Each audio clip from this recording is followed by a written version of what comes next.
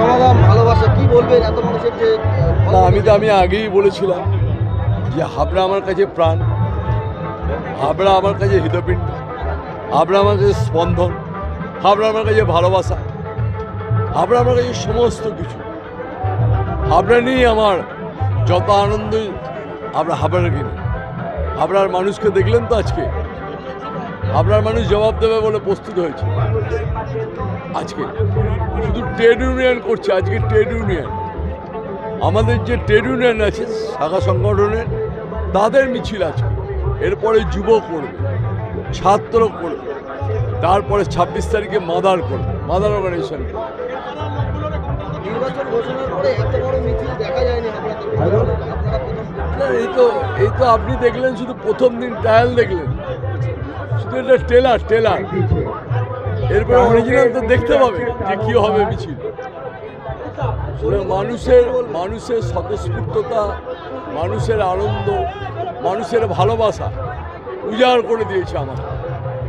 তবে হাবড়াবাসীর কাছে কৃতজ্ঞ, আমার কৃতজ্ঞতা প্রকাশ করা। এবার হাবড়ায় অনেক উন্নয়ন হয়েছে, আরও উন্নয়ন করবে, কারুর জবাব দেবো না, কোনো নিন্দুকের সমালোচনার জবাব আমি দেবো না। আমি বলবো হাবড়াবাসী ভালো থাকুক, সুন্দর থাকুক, সুস্থ থাকুক, এটাই কামনা। একদম চতুর্থবারে জয়লাভ কি সময়ের অপেক্ষা বলবেন এত মানুষের যে ভালোবাসা? অবশ্যই এটা দ্বিধাহীন কণ্ঠে বলতে আমার কোনো লজ্জা নেই যে শুধু সময়ের অপেক্ষা।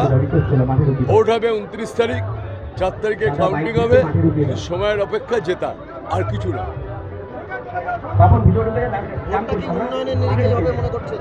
একদম উন্নয়ন ও শান্তি।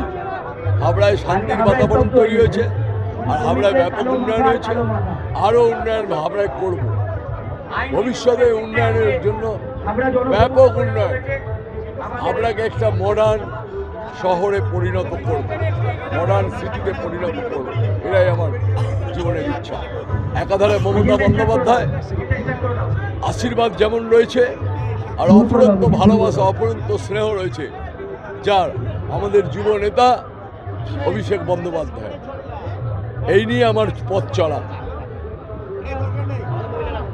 বিভিন্ন জায়গায় ঘুরছেন গ্রামে, কর্মীদের উৎসাহ কতটা নজরে পড়ছে? প্রচুর উজাড় করে দিচ্ছে, কর্মীরা উজাড় করে দিচ্ছে।